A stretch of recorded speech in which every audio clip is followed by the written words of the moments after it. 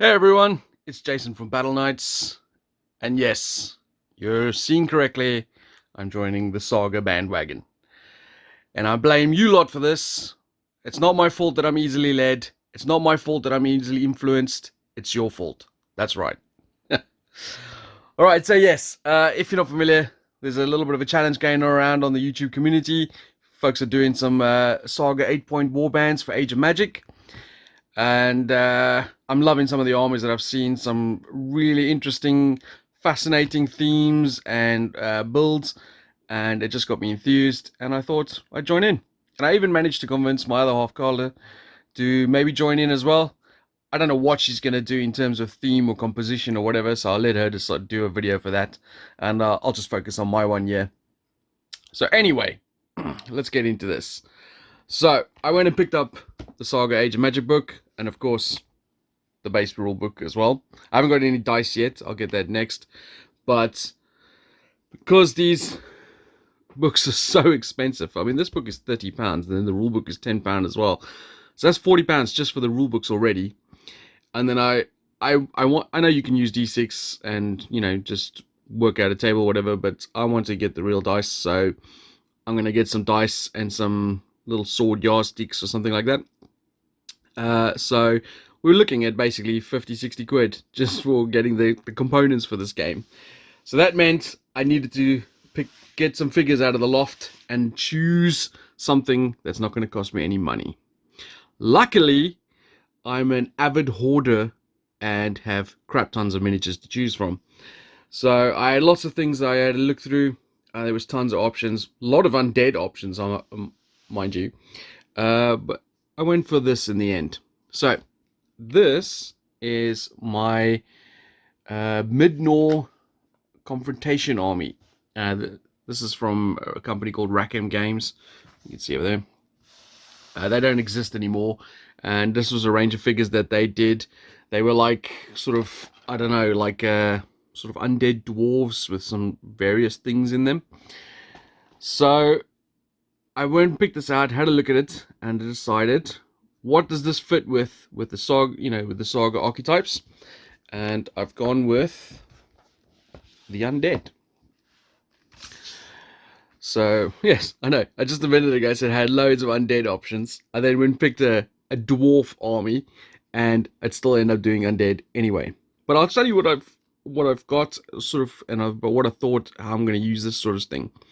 So if you're familiar with me or my channel at all, you'll know that I'm a very thematic gamer. I like building my armies on a theme or a story, that sort of thing. I'm less concerned about how well the army will do in a battle. If I lose all the time, it's not a big deal. As long as I'm having fun and the army looks cool, I'm happy. But I'm still going to try and win. Okay, so I figured there's 8 points. I haven't worked out the points in exactly yet. I'm giving you guys a preliminary look of what my thought process was. So I think I'm going to go with the undead. Obviously, a warlord is the first choice. And I'm going to use... he's kind of beat up because he's been in a box for many years now. But I think I'm going to use this fella. So just to show you that picture again, I got another copy of him over here. So I'm thinking of using this fella as my warlord. So you can see he's kind of a half dwarf, half centaur with wings. So I'm going to make him a mounted warlord. He could potentially be a flying warlord as well if I, read through the rules and see how many points that is and so on. But yeah, so this is going to be my warlord. And then I'm thinking this will be my necromancer. So this is a really cool model. You can see there in his hand, he's got this sort of, I don't know, it's like a little voodoo doll type thing. He's got some spirits coming out of under his frock here. So I'm thinking I'm going to mount this onto a big, nice scenic base. And then I'm going to get, so I don't know if you guys are familiar with this army from Confrontation. A lot of the models used to come with these little voodoo dolls. So like you got one over there. And like say the Cyclops, he's got one as well. And they're cool. They're so cute. So they, not all the models, but some of them come with those. So I'm going to smatter them around on the base of the Necromancer.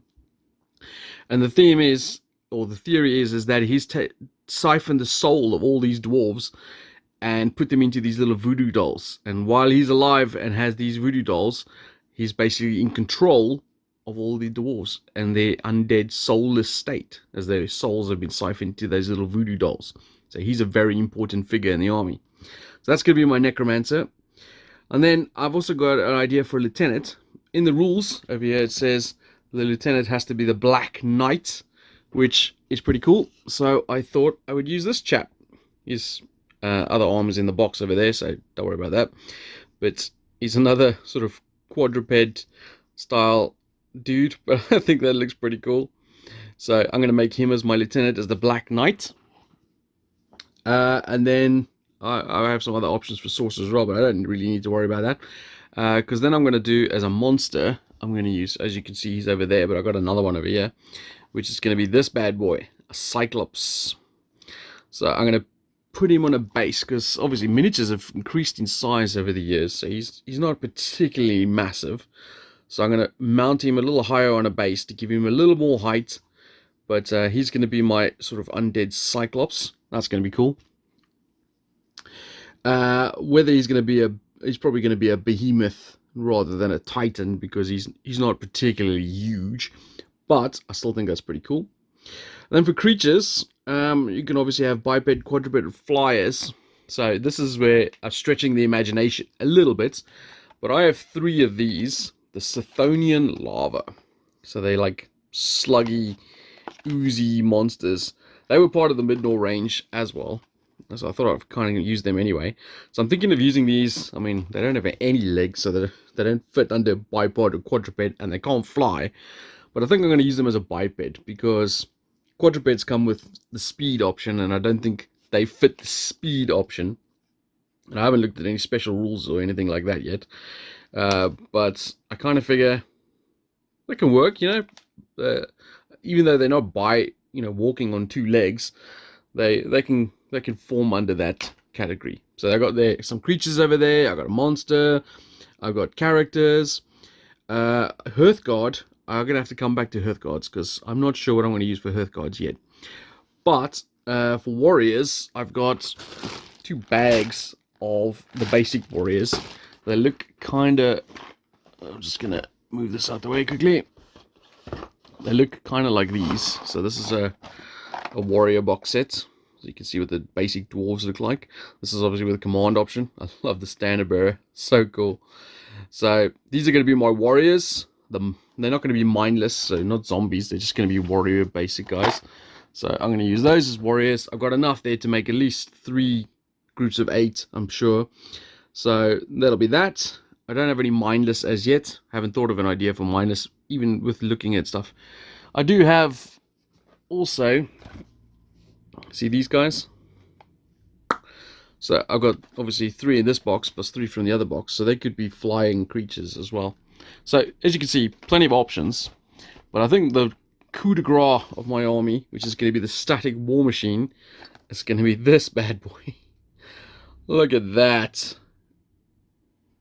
He's also got a little doll over there. And you've got 2 guys sitting on the top of the cannon, and it's basically a big castle ogre. I love this. That's really cool, and I'm looking forward to using that. So, for the most part, that is the bulk of my army. So we've got a warlord, we've got a sorcerer, we've got a necromancer rather, we've got a lieutenant, we've got a monster, 2 if I need be, because I've got 2 cyclopses. We've got creatures in terms of bipeds and flyers. We've got warriors and war machines. No mindless and no Hearthguard at this point.